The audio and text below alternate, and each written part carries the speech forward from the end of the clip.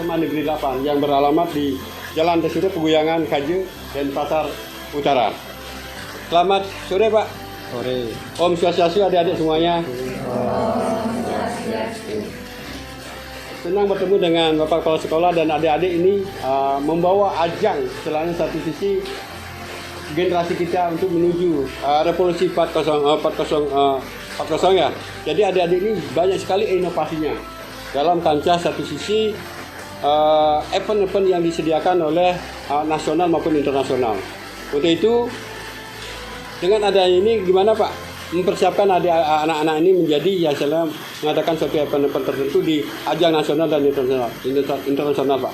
Silakan Pak Kepala Sekolah. Terima kasih. Yang pertama selamat sore teman-teman semuanya, adik-adik, siswa, guru, pembina, serta wakil yang hadir pada saat ini. Jadi yang pertama kali adalah kita siapkan sumber daya manusia khususnya anak-anak bibit-bibit unggul yang ada di SMA Negeri 8 Denpasar seperti yang sudah tersirat dan tersurat. Kelihatan SMA Negeri 8 Denpasar yang pertama adalah juara tari Yosakoi Jepang, itu adalah berturut-turut 2 kali. Sudah menjadi adalah piala bergilir di SMA Negeri 8 Denpasar. Yang kedua adalah juara jurnalistik tingkat internasional. Nah, kalau yang sudah nasional dan tingkat provinsi sudah biasa, yang internasional itu adalah berkat pembinaan daripada para guru, yaitu pelatih, anak-anak sekalian yang kita cinta dan kita banggakan. Dia berusaha berbuat yang terbaik untuk SMA 8 yang dia cintai dan dia banggakan. Jadi yang ketiga adalah debat. Ini adalah debat bahasa Indonesia, dia adalah dibina oleh guru-guru yang sudah berpengalaman, yang kancahnya sudah sampai internasional. Nah, itulah menjadi SMA Negeri 8 Denpasar. Seperti ada masyarakat bilang adalah sekolah yang favorit. Siapa yang bilangkan sekarang biar baru 15 tahun SMA Negeri 8 Denpasar tidak kalah dengan sekolah-sekolah yang ada di Denpasar, di Bali, begitu juga di Indonesia dan internasional. Tepuk tangan dulu kalau sekolah. Kita lanjutkan kepada adik-adik kita ya yang mampu, terutama ini tarian loh. Yosakoi ini loh. Siapa yang mewakili ini? Mewakili ya. Dengan adik siapa namanya? Madidian. Gimana adik kok bisa satu sisi mengenal tarian Yosakoi ini Pak? Gimana persiapan adik ini untuk mempersiapkan ke kancah internasional, apalagi ke Jepang ini loh, dari kepala sekolah dulu. Silakan Dek. Awalnya kita itu dapat informasi ada tari Yosakoi, terus lombanya itu mengundang seluruh organisasi di Bali. Nah, dari awalnya saya sangat tidak yakin sebenarnya karena kita hanya menampilkan ini dalam waktu 1 minggu. Dan di sini saya sangat berterima kasih kepada pembina dan seluruh teman-teman saya yang sudah berani ambil campur tangan dengan tari Yosakoi ini sehingga kami mendapatkan juara 1 pada saat itu. Cara kami dalam berlatih dalam 1 minggu itu adalah yang pertama tentunya kami berlatih mengenai tentang tariannya tersebut. Kami mencari informasi bagaimana cara menampilkannya dengan tema ataupun gerakan-gerakan yang baik melalui konfirmasi dari guru tersebut yang sudah punya ilmunya. Selanjutnya, yang kedua, kami mencari research lagu-lagu yang memang diperlukan dan cocok dengan tema pada saat itu. Selanjutnya, kita dari 1 minggu itu full latihan hingga puji Tuhan kami mendapat juara 1 pada saat itu. Gimana adik mengemas ini Pak? Padahal adik tidak tarian Yosakoi ini kan belum adik ketahui dulu. Gimana mengemas dengan regu ini Dik? Ada persiapan tertentu nggak? Untuk persiapannya kami hanya melakukan diskusi bersama dengan pembina sastra Jepangnya. Jadi pembina sastra Jepangnya memberitahu bagaimana tari Yosakoi itu. Dan kebetulan kami itu painter adalah extra dance dan cheers. Jadi kami sudah memiliki basic dari modern dance. Maka dari sana kami mengembangkan apa saja informasi yang sudah diberikan dari pembina sastra Jepang tersebut, lalu kita kemas menjadi modern dance dan tari Yosakoi itu sendiri. Apa itu merupakan hobi adik sendiri nggak? Untuk saya pribadi, modern dance itu adalah hobi saya. Hobi ya, dari sejak kecil ya? Iya. Apa pernah ikut ajang-ajang sebelumnya sebelum di SMA Negeri 8 ini nggak? untuk saya pribadi, saya sudah sangat sering untuk ikut lomba dalam hal-hal modern dance di luar dari SMA Negeri 8 Denpasar. Luar biasa. Tangan dulu. Saya kembalikan, ini jujur Korean yang prestasi yang luar biasa dari adik kita ini loh. Jadi gimana sih? Siapa sih pembinanya di sini? Bapak dengan Pak siapa Pak? Perkenalkan diri dulu Pak. Baik, terima kasih. Selamat sore semuanya. Perkenalkan, nama saya Gusti Ngurah Saudara. Saya mengajar bahasa Jepang di SMA 8. Nah, jadi awalnya ini adalah informasi memang program dari Yayasan Persahabatan Jepang Bali yang ada di Bali itu untuk mengemas sebuah event besar yaitu mengadakan lomba tari Yosaku. Nah, dari sana saya melihat potensi di SMA 8 itu ada klub painter namanya, jadi yang seperti yang dibilang tadi, jadi ada teman-teman yang memang basic tari modern dance itu. Jadi ketika saya melihat gerakan itu, dia berpotensi untuk ikut lomba ini. Nah, oleh karena itu saya menggagas bahwa tim ini cocok untuk ikut lomba Yosaku ini. Nah, ini kan sangat sulit Pak. Gimana satu sisi mengemas ini Pak menjadi satu tarian yang betul-betul sesuai dengan karakteristik pada Jepang ini Pak. Gimana cara mengemas Bapak sebagai pembina dari tarian ini Pak? Yang pertama itu cara mengemasnya saya mencari referensi dari beberapa media elektronik dan beberapa juga yang sudah dikirimkan dari panitia. Dari gerak-gerakan tersebut dicarikan musik atau instrumen yang sesuai dengan karakteristik dari siswa yang ingin ikut lomba itu. Jadi setelah musiknya digabungkan dan sesuai, maka jadilah tari yang sekarang sudah ditampilkan. Ini Pak sebagai pembina kan sangat sulit Pak. Karena apapun butuh biaya Pak. Gimana cara mengemas biaya ini Pak sampai menampilkan Pak bisa tampil di kancah internasional dan Pak sampai dapat juara 1 membina anak-anak semua. Gimana mencari dana ini Pak? Ya tentunya ini juga didukung oleh sangat didukung oleh kepala sekolah. Jadi sebelum lomba ini karena dia di rancangan lomba tahun per tahun ada, jadi kami sudah merencanakan untuk di tahun ini ikut lomba dan sudah merencanakan dianggarkan pada RKS sekolah. Jadi Bapak sekolah kami mengajukan bahwa persiapan kami itu seperti ini untuk ikut lomba tahun depan. Kami ajukan dana, kemudian kepala sekolahnya sangat mendukung, kemudian dicantumkan dalam RKS sehingga ketika pas hari kegiatan lombanya, jadi dana itu sudah bisa dicairkan dan bisa memfasilitasi semua kegiatan apapun yang dilakukan mulai dari latihan sampai hari lomba. Nah, ke depan Pak, kan tidak sampai di sini Pak. Gimana harapan Pak ke depan? Pak sebagai pembina dan memotivasi anak-anak semuanya untuk tampil lebih bagus di kancah internasional dan nasional Pak. Gimana harapan Pak sendiri Pak? Harapan saya ke depan jadi setelah dapat juara sekarang di tahun ini dan di tahun sebelumnya, jadi tetap berkarya, jangan pernah menyerah, jangan pernah berhenti di sana saja. Jadi harapannya adalah tetap berkelanjutan dan selalu memotivasi lagi teman-teman baru yang hadir di SMA 8 untuk dijadikan bibit-bibit unggul yang berprestasi tentunya di kancah internasional. Luar biasa nih Pak. Kita kembalikan kepada satu adik-adik kita yang ikut debat Pak. Siapa yang mau pilih debat? Baik, perkenalkan, saya Putri Raja Mahardika, bisa dipanggil Wil.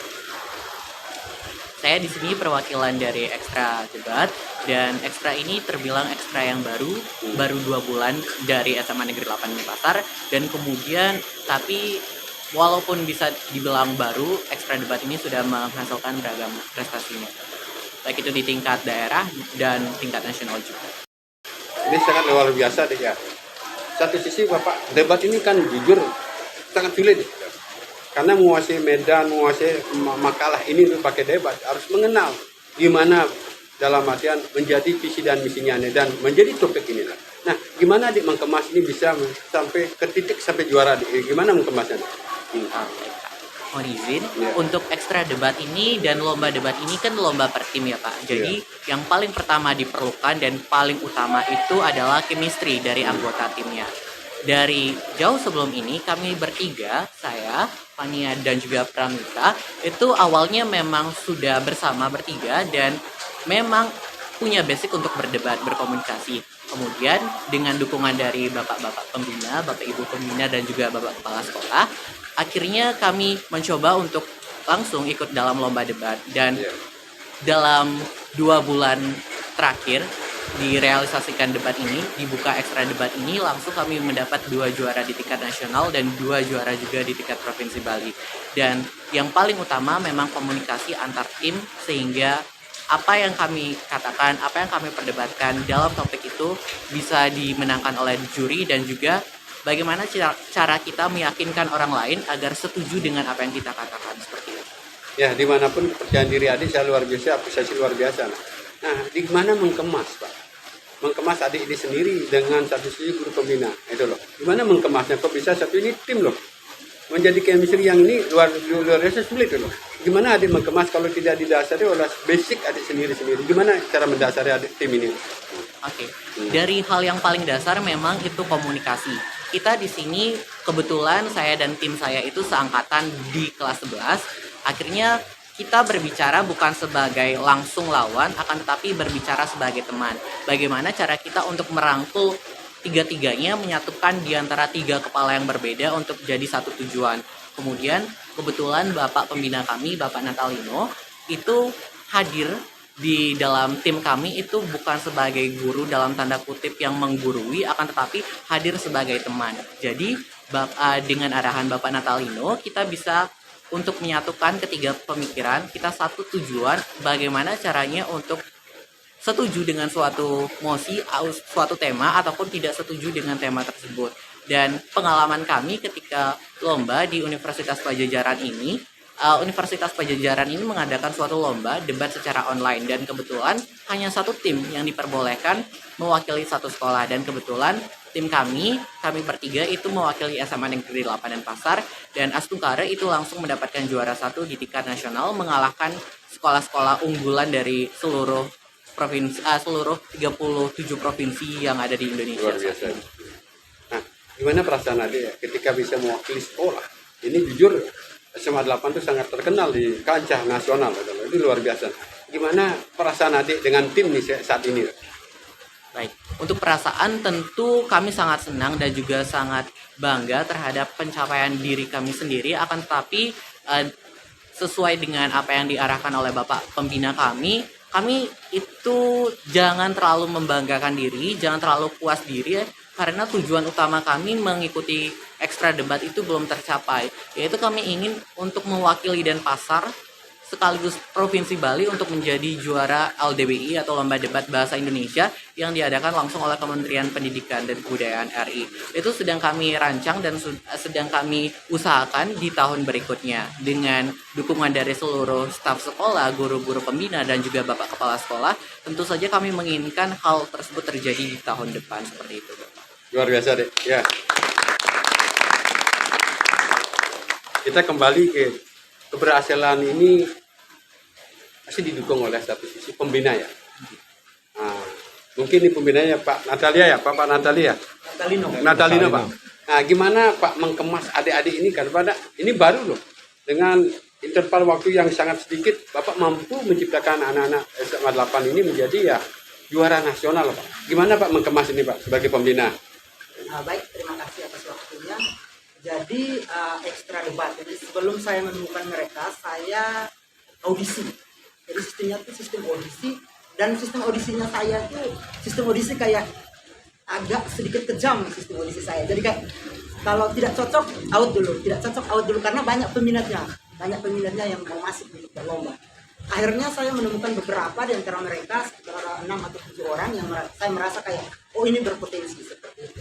Nah sebelumnya memang saya juga ketika kuliah memang saya ikut ajang lomba debat juga. Jadi ya basicnya agak sedikit bisa. Jadi ketika saya melihat mereka, saya berusaha untuk membuat mereka tidak satu tim awalnya. Karena saya melihat kekuatan mereka itu berbeda-beda. Nah untuk menyatukan pembicara 1, 2, dan 3 itu tidak semudah membalikan telapak tangan. Karena masing-masing pembicara 1, 2, dan 3 itu mempunyai karakter yang berbeda-beda dan goalnya juga berbeda-beda. Jadi meskipun sama-sama pintar, tidak bisa mereka sama-sama di pembicara satu. Jadi waktu itu saya berpikir keras, saya harus rombak nih. Jadi saya merombak mereka berapa kali, saya merombak mereka untuk bisa mencapai formasi yang ideal. Jadi ketika saya rombak pertama, mereka cuma yang mencapai ajang semifinal. Setelah itu saya membuat lagi, oh kayaknya formasi yang ini lebih cocok deh. Jadi saya mengubah lagi formasinya. Ketika saya mengubah formasinya dengan beberapa dilema. Karena ketiga saya menyiapkan waktu ada 6 orang dan mereka berenam itu sama-sama kuat banget. Saya harus mengeliminasi 3 dan memilih 3.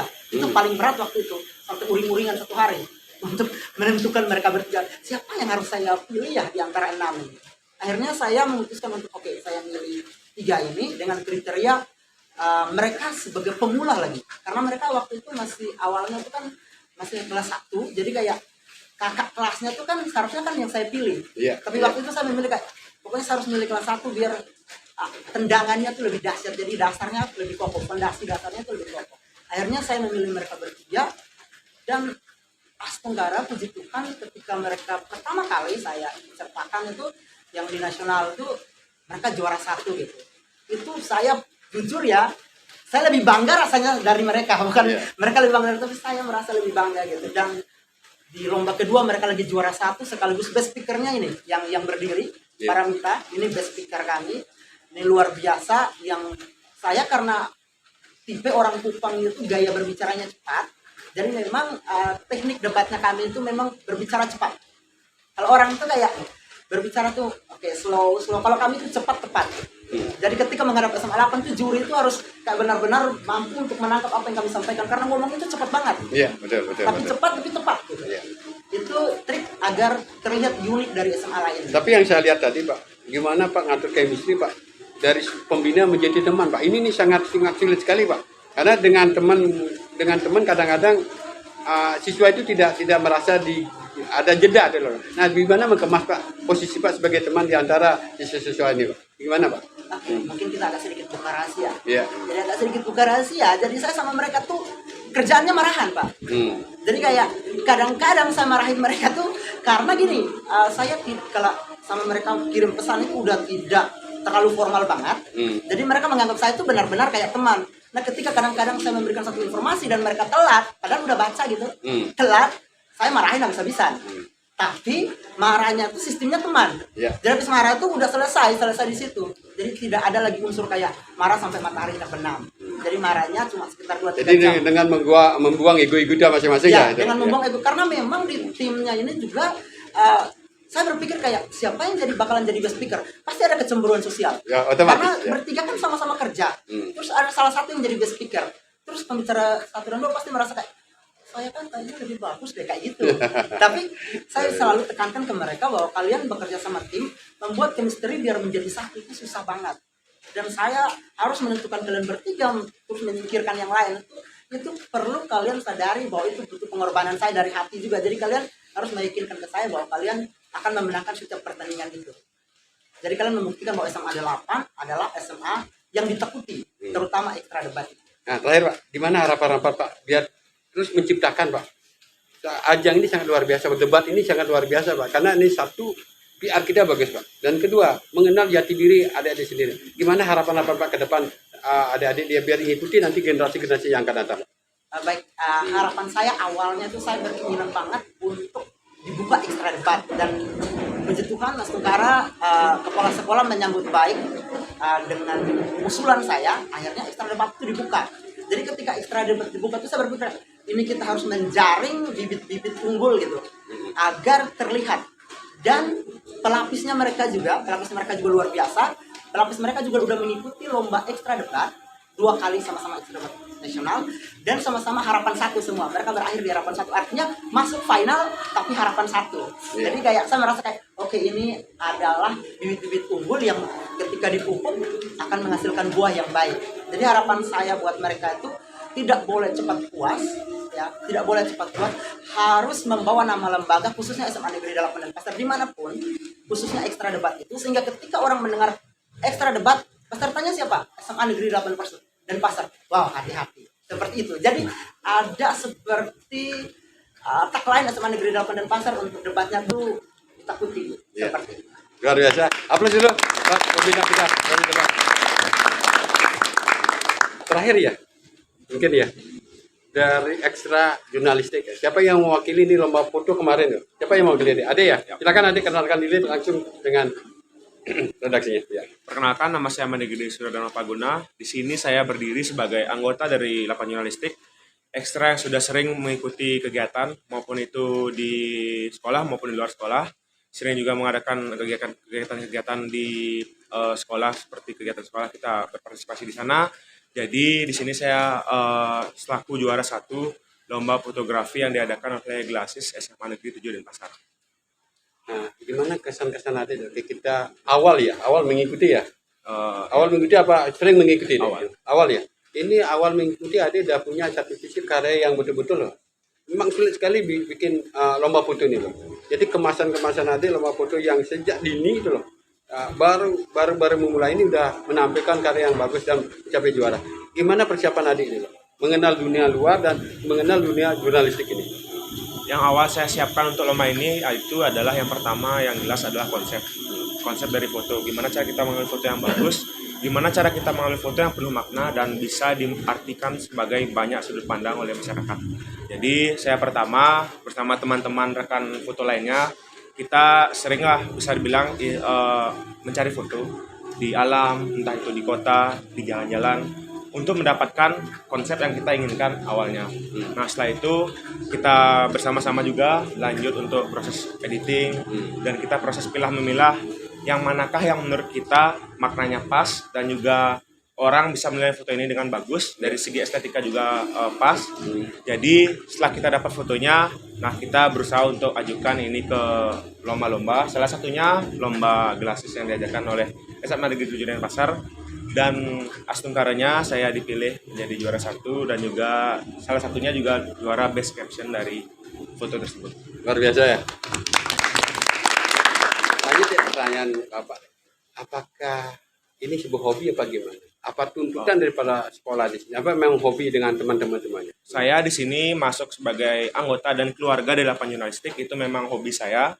Saya suka foto, saya suka juga mendengarkan radio, saya juga suka dalam melihat segi karya tulis-menulis, dan juga saya bisalah di bidang desain. Jadi di sini kita ada 4 bidang, yaitu foto, desain, redaksi, dan radio. Di sini bisa dibilang mayoritas adalah hobi saya. Jadi saya memilih untuk ikut di ekstra ini. Sama juga dengan rekan-rekan teman lainnya. Apa harapan ke depan Pak? Karena jujur ya, kalau kita ada mengenal alam, banyak di jurnalistik banyak kategori tuh. Salah satunya ada mengenal lingkungan, mengenal dunia pendidikan, banyak hal, pariwisata juga di dalamnya, terutama budaya.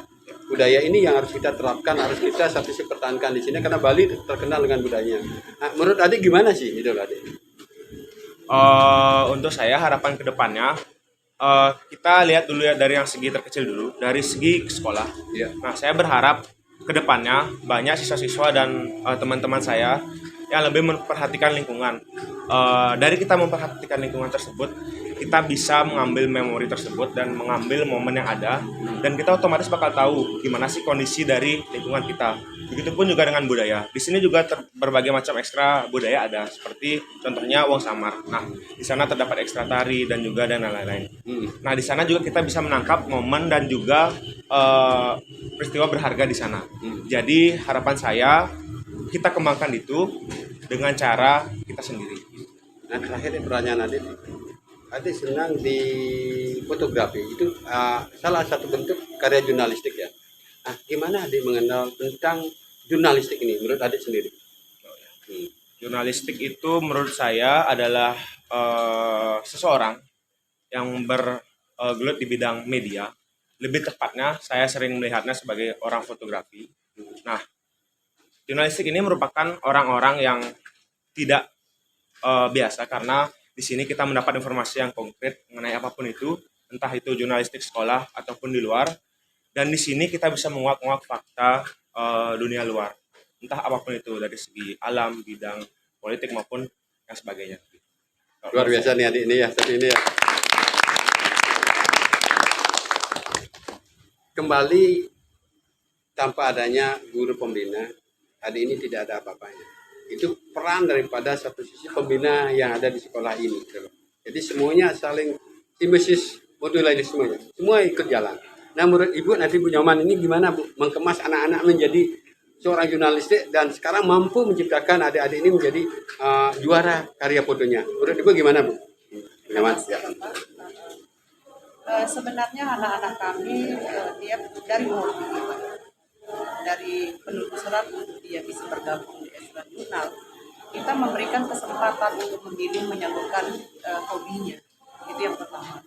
Setelah dia senang di Ekstra itu dengan prestasi dari kakaknya dia lihat, dengan bagaimana bekerjanya dia kompaknya, setiap kegiatan di sekolah yang dihandle oleh jurnalistik. Jadi SMA 8 bisa terkenal tidak saja dengan prestasi yang lainnya. Peran dari peran jurnalistik di situ adalah sangat besar untuk diekspor supaya sekolah lain juga bisa tahu apa saja kegiatan di SMA 8. Nah ini yang saya lihat semakin ke depan semakin banyak kegiatan yang bisa diekspor oleh Ekstra Jurnal. Sehingga SMA 8 tidak bisa diremehkan, disamakan lagi dengan sekolah-sekolah yang lebih di bawah daripada kita dulu. Bahkan kita sudah bisa bersaing dengan kegiatan jurnal. Saya juga tidak menutup kemungkinan ya SMA 8 kalau terus nanti akan dikembangkan ekstra jurnalnya dan anak-anak kita bina terus menerus, tidak menutup kemungkinan SMA 8 untuk Kota Denpasar dan Bani khususnya kita bisa ekspor kegiatan kita semua. SMA 8 pasti akan diperhitungkan khususnya di tingkat nasional dan internasional. Itu yang saya lihat. Ini sangat tertarik dari Ibu sebagai pembina mengemas anak-anak ini ya. Apa itu memang dari basic jurnalistik? Apa memang betul-betul Pak Bu mengenal dunia luar? Karena nih sulit sekali loh mengemas satu karya menjadi karya yang bagus. Ya, gimana cara Ibu membina anak-anak ini di sekolah betul? Saya tidak ada basic dari jurnal, tapi saya menyukai jurnalistik. Yang kedua, saya dari basic pendidikan saya memang dari pelajaran pendidikan moral. Jadi di dalam pendidikan moral kita mengutamakan kesabaran, mengutamakan solidaritas. Tidak boleh ada sifat egois, tidak boleh kita merasa bangga dengan apa yang kita peroleh hari ini. Karena kita harus berproses, apapun itu kita harus berproses. Itu yang saya tanamkan dan saya tidak pernah memaksa anak ekstra harus juara. Dia harus berkembang, berproses sesuai dengan tingkatan yang dia Yang terpenting mengenal dirinya sendiri dulu. Mau kemana kita kan? Jadi istilahnya sekolah ini sudah menciptakan kategori-kategori pendidikan yang kuat, gimana PR-nya dengan komunikasi dia pihak luar. Nah, ini yang harapan-harapan kita. Nah, saya Bu, terakhir Bu, apa harapan Anda ke depan terhadap siswa-siswa yang sukses di bidang bina ini, terutama di karya jurnalistik? Seperti kata saya tadi Pak, jurnal sangat penting kita lakukan dalam kehidupan kita, di dalam dunia luar, tidak saja dalam dunia pendidikan. Unsur yang dapat kita dapat pendidikan yang paling utama adalah dari ekstra jurnal. Kenapa? Bapak, contohnya Bapak sebagai wartawan. Ya. Wartawan memberikan informasi kepada kita ya, tidak bisa sembarangan. Dia harus beritanya akurat. Ya. Begitu juga anak kami berharap setelah nanti dia di lapangan, dia bisa menyalurkan hobinya atau dia kuliah di lembaga tertentu yang berhubungan dengan jurnalistik supaya memberikan edukasi kepada kita, memotivasi, bahkan memotivasi sekolah ini akan lebih maju dari yang sekarang. Ya, terima kasih Bu. Luar biasa ini. Nah, ini di penghujung. Kembali ke kepala sekolah Pak. Dengan adanya satu sisi siswa Bapak kepala sekolah ini ya, banyak prestasi-prestasi yang dituangkan oleh anak-anak didik Bapak.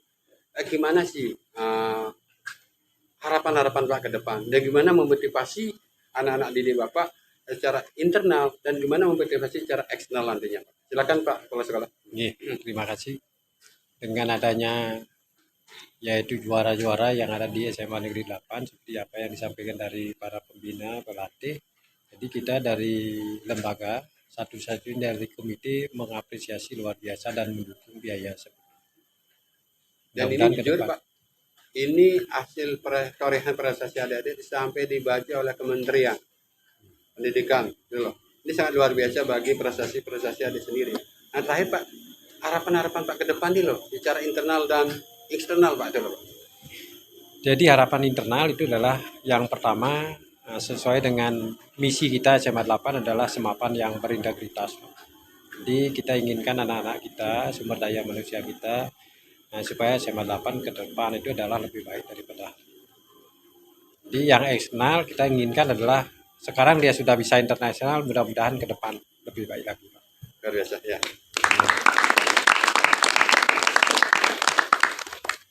Sekian dan terima kasih perbincangan kami dengan Kepala Sekolah SMA Negeri 8 dan terima kasih Ibu Pembina dan adik-adik sekalian, tumbuhkan kembali edukasi adik sendiri, tumbuhkan kembali istilahnya prestasi adik melalui SMA 8. Jangan takut salah. Selalu memberikan satu sisi minta petunjuk pada pembina dan kepala sekolah di sini. Kita bangga, adik-adik bangga menjadi bagian daripada keluarga besar SMA Negeri 8 ya. Dengan hari kata kami ucapkan Parama Santi. Om Santi, Santi, Santi. Sekian dan terima kasih perbincangan kami dengan kepala sekolah dan guru pembina maupun adik-adik langsung bersentuhan langsung dengan adik-adik sendiri bahwa SMA 8 ini mempunyai siswa-siswa yang mempunyai prestasi secara nasional dan internasional. Kami dari Balinjani mengucapkan selamat sore dan sampai ketemu lagi.